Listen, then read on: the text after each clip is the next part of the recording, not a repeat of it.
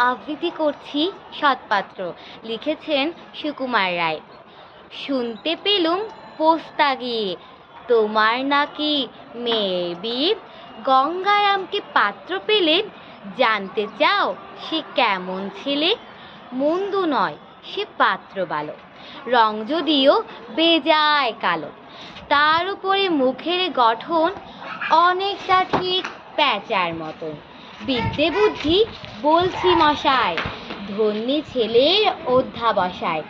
19টি বার matric এসে ঘায়েল হয়ে থামল শেষে।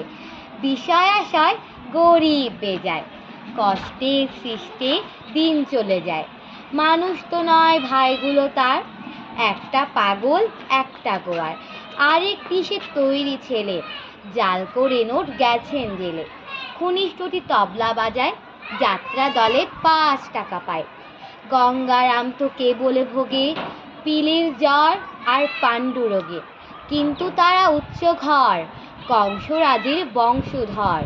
শ্যামলাহিরি বনগ্রামের কি যেন হয় গঙ্গারামের। যা হোক, এবার পাত্র পেলে এমন কি আর মন্দ ছেলে। ধন্যবাদ।